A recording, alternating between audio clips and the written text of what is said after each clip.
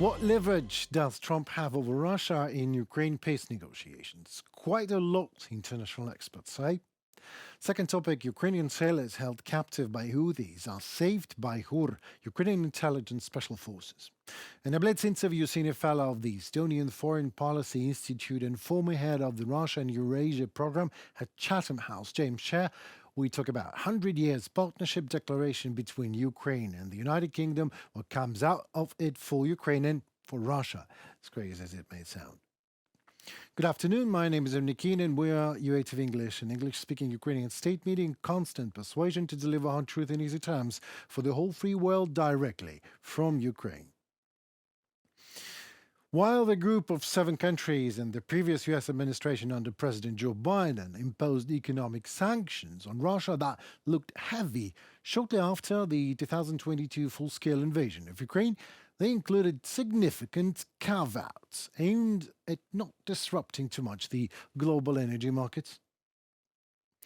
After a contraction in 2022, aggressive defense spending contributed to Russia's economic growth for the past 2 years, suggesting the effects of the sanctions has reduced after Russia's economy adjusted and discovered workarounds. Sanctions are the best leverage we have, said Edward Fishman, a senior research scholar at Columbia University Center on Global Energy Policy and author of the forthcoming book, Choke Points: American Power in the Age of Economic Warfare. But Russia's economy is now showing cracks, said Fishman, and in the last 10 days of the Biden administration, the US imposed pretty significant sanctions on Russia's oil and gas sector that meaningfully enhanced the pressure on Russia's economy.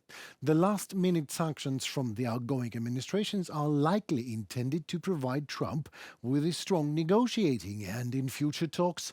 The new sanctions close many of the energy loopholes and could reduce Russian oil exports by between 500,000 and 1 million barrels per day in the short term. Only days after US President Donald Trump returned to the White House, he dialed up the heat on Russia with threat of sanctions, more sanctions, tariffs, and negotiating the hard way, as he said, if Russian Tsar fails to come to the table for a peace deal with Ukraine. Trump has repeatedly promised to push for a swift peace settlement once in office, prompting fears for some that he might pressure Kiev towards painful concessions or, at worst, what would amount to a surrender. His recent actions, however, suggest the opposite, that Trump could be ready to take a hard line with Russia. If a deal is not reached, I will have no other choice but to put high levels of taxes, tariffs and sanctions on anything being sold by Russia to the United States and other participating countries. Donald Trump, the President of the United States of America. Take a look at that face you're about to see now. Take a good look at it and you will grasp the meaning of the saying, power corrupts, absolute power corrupts absolutely. He, the Russian Tsar, who amended Russian constitution as per his Tsaric needs and started his own war because Ukrainians are Nazis, or they abused Russian language, or they do not want to give up on their lands just because Putin calls these lands his own, and they fight back, you name the pretext. But the fact is, Putin is a usurped Russian Tsar indicted by ICC for a forced deportation of 20,000 of Ukrainian children. Now take a look at that face and tell me, do you believe he will negotiate a deal? He does not even speak the negotiation language. And then, all of a sudden, comes someone else. Someone who finally brings to the table a proposition in a language that Putin clearly understands. Just as all the thugs do, he himself, Putin, talks solely that language, the language of force. Like or dislike Donald Trump, all you like, but both of his terms were the result of democratic elections. To good or bad, that we yet to discover, but these were elections. While in Russia, it is what it always is in Russia, the full, concrete and absolute absence of any choice, which is interpreted by the Russian nation as a blessing from above, since Russians fear nothing more than freedom of choice. They are not used to that language of making any choices. They always, by centuries, have been forced to it. During the Soviet time and even the crumbling of the Soviet regime itself was a forced event. They did not have to do anything else but obey the prevailing force. All Russians have learned in centuries is to do exactly that. And that is what they choose. Putin. He never took any free choice from Russia, there never was one. And so Donald Trump is talking to Putin and his no choice nation in a language that they do understand genetically perfect. It is my way or my way anyway, just the hard way. Regardless of how Trump chooses to wield the military and economic leverage available to him, Trump will need to use diplomacy to bring Putin to the negotiating table and secure a peace deal. Any diplomatic maneuvering will need to not just include Ukraine and Russia, but to take their allies into consideration. How exactly, you might ask? Well, take a good look at Olaf Scholz of Germany and do exactly the opposite. 3 Ukrainian sailors held captive by Houthis militants for 14 months returned to Ukraine finally on January 25th, Ukraine's military intelligence agency HUR reports. The Yemeni rebel group captured the Galaxy Leader commercial vessel and detained its crew members in November 2023 as part of attacks on ships sailing through the Red Sea corridor. HUR, that is Ukrainian intelligence service, and the foreign ministry announced the Ukrainians' release on January 23. The Houthis claimed they had captured the Bahamas-flagged vessel due to its connection to Israel. What happened today is the result of the well-coordinated long-term work of a large number of people. The special operation was implemented on the instructions of the President of Ukraine and thanks to the full support of the Royal Office of the Sultanate of Oman. Ukrainian intelligence representative Olha Mosyans. The 3 sailors arrived in Odessa on January 25th, where they were greeted by relatives, the foreign ministry says on a Facebook post. A video or the photos of the return shows the sailors' emotional reunion with their families. The Galaxy Leader's multinational crew of 25 people included sailors from Romania, Mexico, Bulgaria, and Philippines. Authorities in Philippines and Bulgaria, namely, have also confirmed the release of their citizens. US President Donald Trump recently designated the Iran-backed Houthi movement as a terrorist group.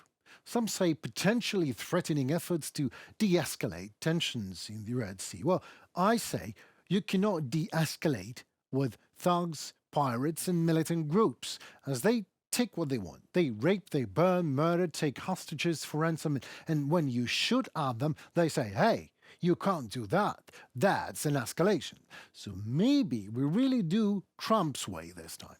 This time, first time we escalate by shooting at them and then discuss the de-escalation terms and conditions. Senior Fellow of the Estonian Foreign Policy Institute at the International Center for Defense and Security in Tallinn and former head of the Russia and Eurasia program at Chatham House, Mr. James Sher, is on the line with us. Hello, Mr. Sher. It's a pleasure to have you with us. Hello. It's a pleasure to be with you again. Thank you. First question, have you heard anything about that UK and Ukraine 100-year partnership declaration? I have nothing to add. Right. Beyond what you probably know. Right. There is nothing I see in current UK policy that would provide the means to assist Ukraine militarily in a more effective way than it is already doing at the moment. All right. And so it is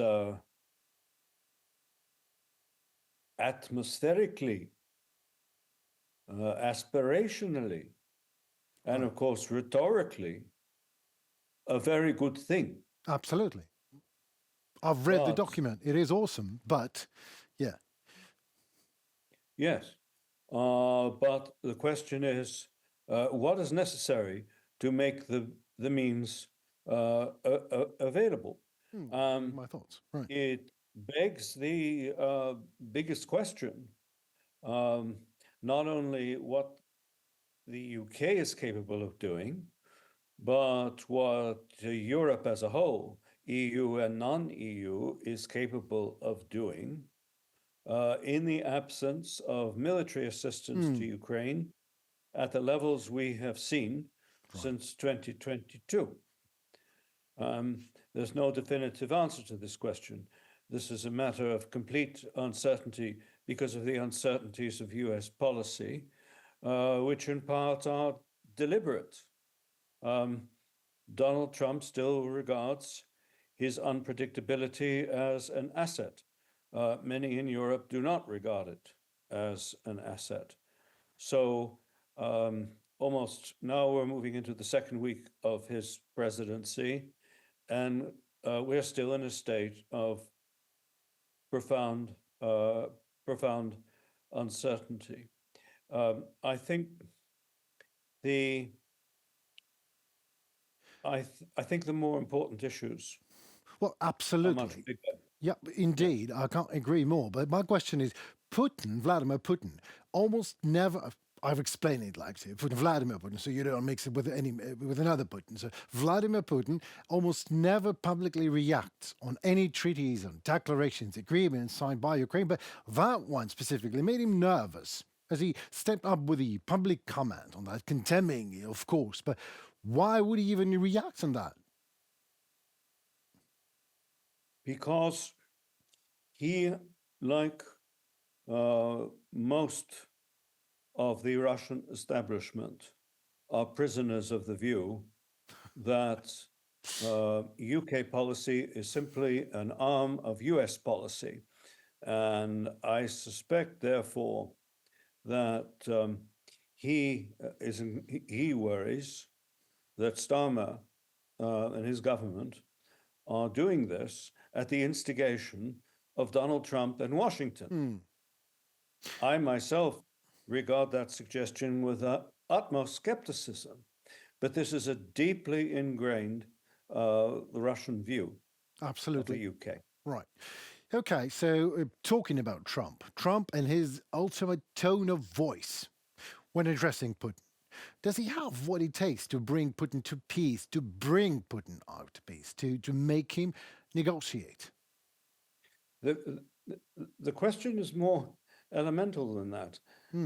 Does he possess the knowledge and the intellectual qualities and discipline that are essential to understand the opponent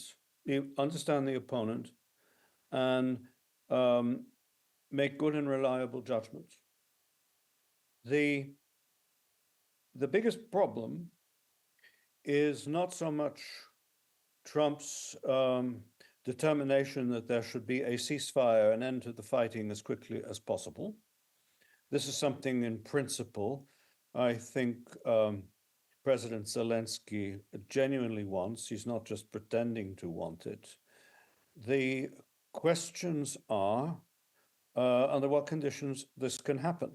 And the biggest danger is posed by the fact that without exception, Putin and every leading Russian official couple a ceasefire with conditions for a peace settlement. And this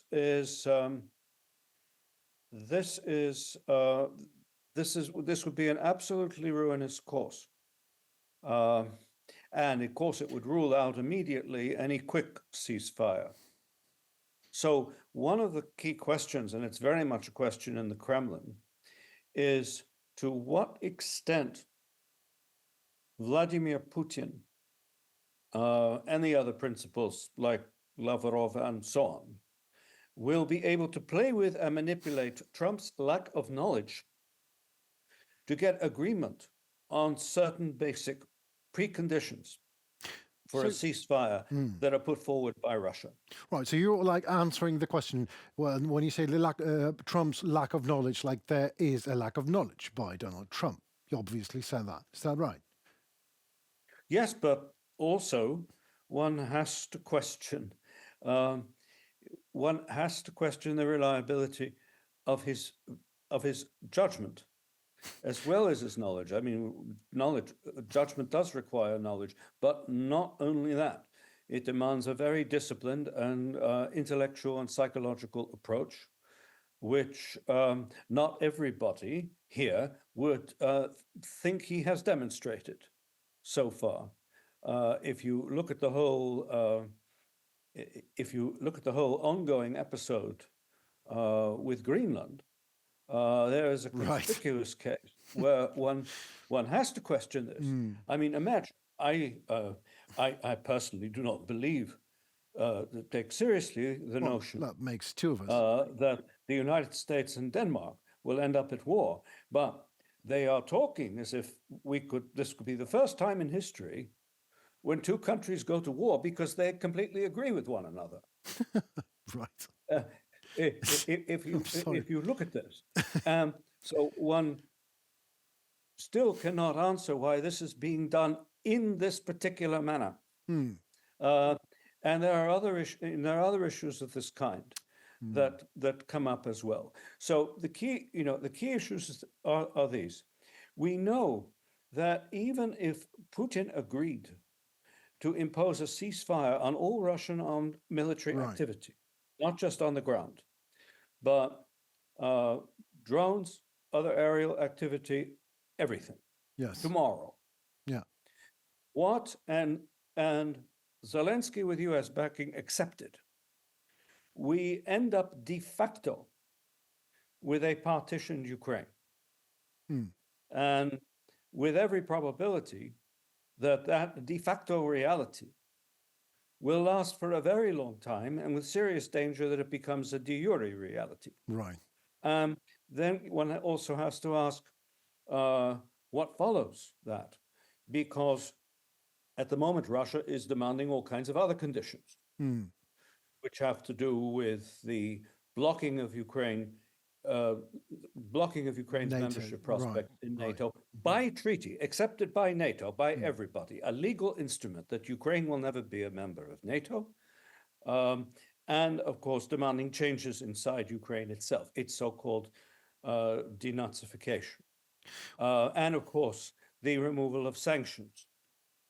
Now, the only scenario under which a ceasefire would make sense for Ukraine and for its supporters in the West would be if it were coupled with an intensification, a strengthening of Western support for Ukraine in all the relevant domains, military support, economic support, rebuilding infrastructure, and hard and fast treaty-based security guarantees. These are the only conditions under which we can create a dynamic to make a de facto partition of Ukraine very difficult for Russia and a short-term rather than a long-term prospect. Right. Thank you very much for this answer. I was waiting for someone experienced to put it the way you did just. So let me speculate. In a case of a ceasefire, let us imagine it already happened. Everyone I know here in Ukraine say one and the same thing. They say that Ukraine, by all times and by all means, should be ready for another invasion. Whether it happens or not, but Ukraine should be ready.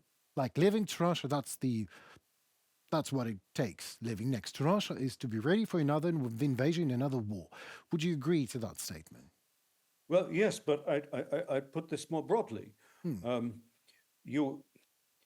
Ukraine needs a framework that creates a counterbalance to Russian military power after a ceasefire, which requires more targeted, but far greater Western support, and conditions where cities are no longer being bombed, troops are not fighting on the ground, it becomes possible to conduct urgently necessary military reforms in Ukraine, beginning with the military training system, which is the root of the problem.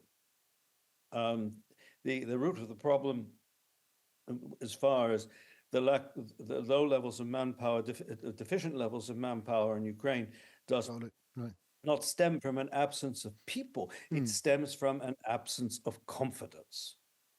That people joining the forces at any age will be properly trained and properly commanded by commanders who are capable and who soldiers can trust. Right, by the way. And today, that confidence, with some conspicuous exceptions, is largely lacking. In order to alter that, systemic reform is necessary, and it's very difficult to do that.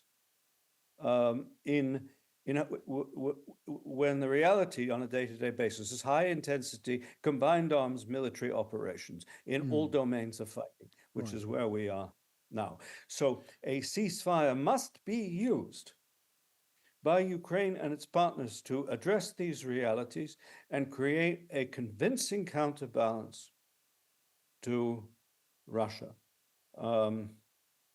during this entire period, and maintain that dynamic and maintain this pressure, including economic pressure. And the one positive thing, there are two positive things in Trump's policy which have emerged, and we should not lose sight of them. First, he's now publicly stated 3 times in various ways that the real obstacle to a ceasefire and a settlement comes from Russia and from Putin and not from Zelensky. This is a major change from so much that we heard before before the election. And the second change, which is a less radical change, but it's very important, very significant, is the lifting of all curbs on the exploitation of energy resources in the United States, coupled with clearly expressed aspiration to diminish the absolutely vital revenues to Russia from its energy sector. So these are major changes, which don't diminish the other uncertainties and other problems that we are aware of. So we need to build on those, and these are very important. But again, these are the latter change only will have a real impact if other sanctions are still maintained and strengthened. If on the one hand you have an energy policy with some favorable to Russia, but you remove all kinds of other sanctions, where are we exactly?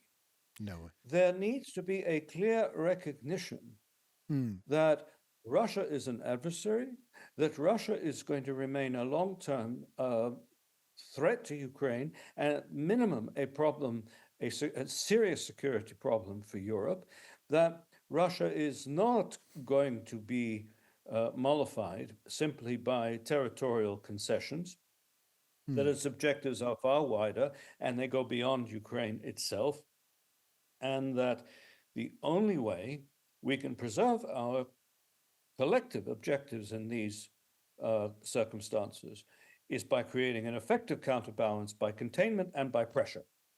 So it is like, pardon me for interrupting you, so it is like Ukraine and Europe are uniting, and it's like the same, it is the same, one and the same framework we're talking about here. Is that right? I think the security framework is identical. Right. Yeah, the security framework, sure.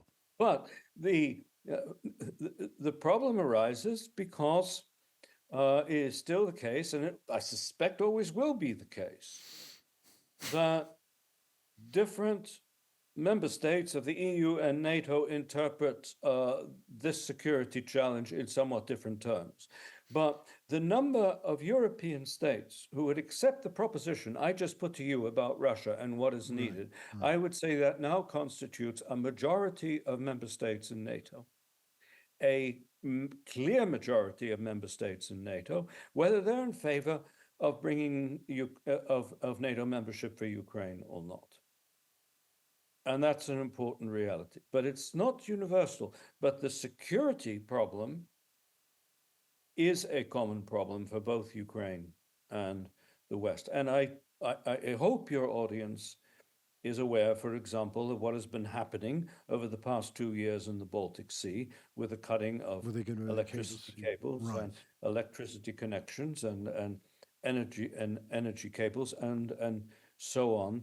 And on balance, and there still is a balance, a much tougher and more proactive response being taken by the states affected in the Baltic region.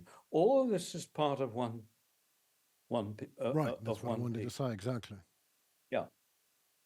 Well, So yes, it's a common security problem it that is. in the short to midterm is a threat to the survival of Ukraine, but not an immediate threat so far to the survival of other European states, but can expand in quite a menacing dimension in the Baltic region, in Poland, and elsewhere, to pose Absolutely. very acute threats Yeah, that are well, difficult for us to address without major changes in resources. And that's the third positive factor in Trump's policy. He's now demanding that other NATO states devote 5% of GDP to defense spending. which is Well, quite as fair, if you ask me. Zelensky said, yeah, as Zelensky said at Davos, that's wonderful. Well, yes, it should be done. And of course, this is typical Trumpian rhetoric because we understand he will be happy with 3.5%. So would I. But so should we be. But all of this is necessary.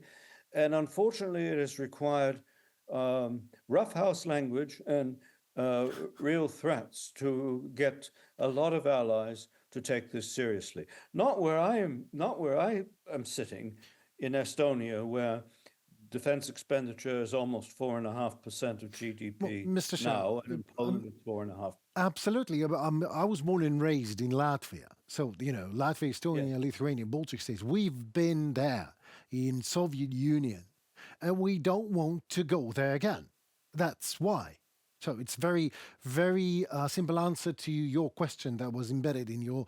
And But yeah, we don't want to go forgive me there for again. interrupting.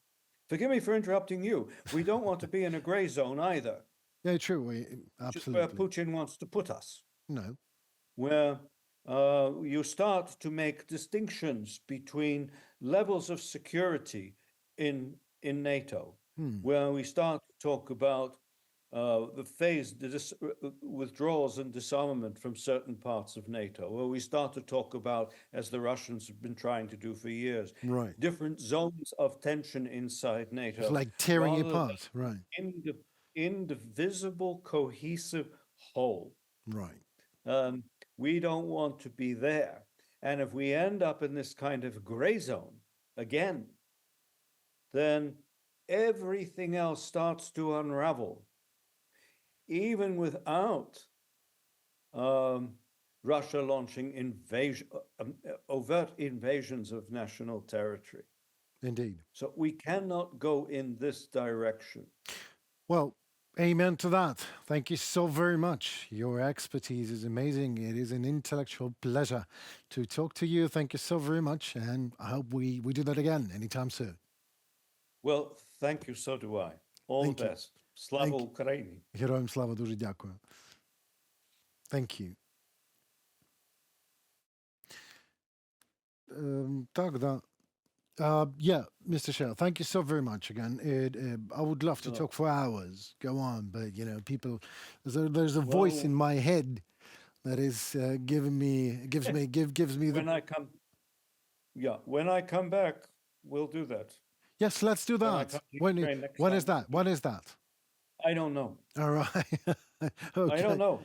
Right. Okay. Let's hope there will be time before Easter. Okay. Fair enough. Yeah. Just I'll ask my. In March, perhaps it would be wonderful. Yeah. Absolutely. In March, I'm here. Okay. I hope so. Very good. You have things to do, so I'll let you go. Thanks a lot, then. All Thank the you best. so very much, sir. Send me the link, please. Don't forget that. Send me the link. I will ask to the Alexei program. to do that. All right. Please ask him to do that. Thank you. Goodbye. Goodbye. Well, that would be all for today and this week. Thank you so very much for your precious time with us. My name is Henry Keane, and we are UATV English, an English-speaking Ukrainian state media doing our very, very best to deliver our truth in easy terms for the whole free world, directly from Ukraine. Please like, share, and let us know how we are actually doing. And that comment, your voice matters indeed, as it helps Ukrainian voice to be heard globally. So stay safe and tuned for more already tomorrow. Goodbye.